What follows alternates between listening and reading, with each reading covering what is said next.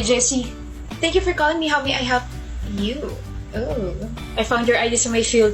Here you go. Wait, crush. Ilalagay ko muna sa calendar ko na pinansin mo ako ngayon. I said I found your ID. You found my ID? Yep, here.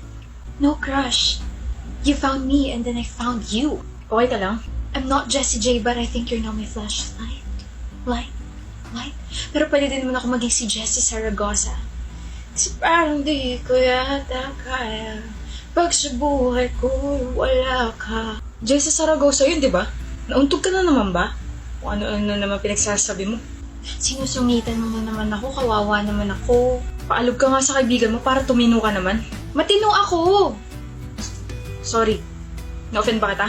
Matino ako pero kapag kaharap kita ako ay nawawala sa sarili ko. Parang Christian? Ganon. Ewan ko sa'yo. Alam mo, Christian, kapag ako tumigil sa pangungulit, huyo ka na sa akin. Halata namang ako lang ang nagbibigay sa'yo ng makulay na buhay na parang gulay. No, Jessie. Kapag ikaw hindi ko pinansin, baka umiyak ka. Gustong-gusto mo pa naman ako. Ang yabang ha? I'm gonna remove that smirk, Christian. Ipupusta ko puso ko. Hindi mo kaya. Puso? Bakit? Gusto mo na ba ako? Gusto? Let's see. Try harder, Jessie. You won't last long. Marap ka pa naman. Papansinin mo rin ako. Mukhang ikaw ang iiyak, boy ah. Shut up. Pangalawang araw pa lang. Matirang matibay, di ba?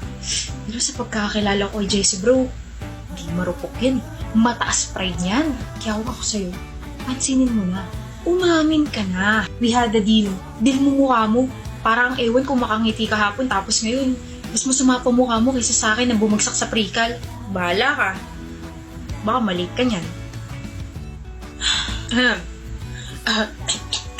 Bayan, kung uubo kayo, doon kayo sa labas. Yung virus niyo pakalat-kalat. Hoy. Okay, fine. I give up. Sorry for what I said and for how I acted. Pansinin mo na ako. Oh, Christian, nandiyan ka pala.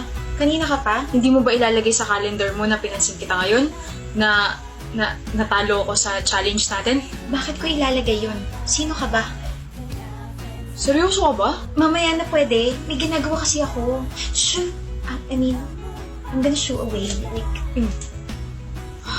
Pagod ka, Christian. Hindi na siya yung Jessie na may gusto sa'yo. Tigilan mo nga ako, Koy. Nakakarindi ka. Parang ang demonyo dyan ng bulong.